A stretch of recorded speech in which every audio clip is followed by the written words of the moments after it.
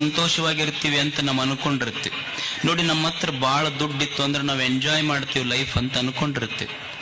ಬಹಳ ದುಡ್ಡಿದ್ದಾಗ ಸುಖ ಇತ್ತು ಅಂದ್ರೆ ಒಂದು ದಿವಸ ಅಕಸ್ಮಾತ್ ನನ್ನ ಹೊಟ್ಟೆಯೊಳಗೆ ಹುಟ್ಟಿದ ಮಗನಿಗೆ ಆಕ್ಸಿಡೆಂಟ್ ಆತು ಅಂದ್ರ ನಾವು ಡಾಕ್ಟರ್ ಹತ್ರ ಹೋಗಿ ಏನ್ ಹೇಳ್ತೀವಿ, ಡಾಕ್ಟರ್ ಸಾಹೇಬ್ರ ನೋಡ್ರಿ, ನನ್ನ ಹತ್ರ ಇದ್ದು ಸಂಪತ್ತು ಹೋಗ್ಲಿ, ಹೊಲ ಹೋಗ್ಲಿ, ಮನಿ ಹೋಗ್ಲಿ, ನನ್ನ ಮಗ ಉಳಿಬೇಕು ಅಂತೆ. ಅಂದ್ರ ನನ್ನ ಸಂತೋಷ ಸುಖ ಏನಾತಂದ್ರ ದುಡ್ಡಿನ ಮೇಲಿಂದ ಮಗನ ಮೇಲೆ ಶಿಫ್ಟ್ ಆತದ. ಹೌದಲ್ಲ? ನನ್ನ ಮಗ ಉಳಿದ್ರೆ ನಾ ಸಂತೋಷವಾಗಿರ್ತೀನಿ, ಸುಖವಾಗಿರ್ತೀನಿ ಅಂತ ಮೊದಲ ನನ್ನ ಹತ್ರ ದುಡ್ಡಿದ್ರೆ ಸುಖವಾಗಿರ್ತೀನಿ ಅಂದೆ. ಆಮೇಲೆ ನನ್ನ ಮಗ ಉಳಿದ್ರೆ ಸಾಕು, ಅವ ಉಳಿದ್ರೆ ನಾನು ಸಂತೋಷವಾಗಿರ್ತೀನಿ ಅಂತ ನನ್ನ ಸುಖ ಸಂತೋಷ ಶಿಫ್ಟ್ ಆತ. ಆಮೇಲೆ ಮಗ ಉಳ್ದ ದೊಡ್ಡವಾದಂತ ತಿಳ್ಕೊಡ್ರಿ. ಅವ ದೊಡ್ಡವಾದ್ಮೇಲೆ ಮದ್ವೆ ಮಾಡಿದ್ರಿ ನೀವು. ಅವ ಇವನಿಗೆ ಪಿಸ್ತೂಲ್ ತೋರಿಸಿ ನಿನ್ನ ಆಸ್ತಿ ಎಲ್ಲ ನನಗೆ ಬರಸು ಅಂತ ಕುಂತಾವ.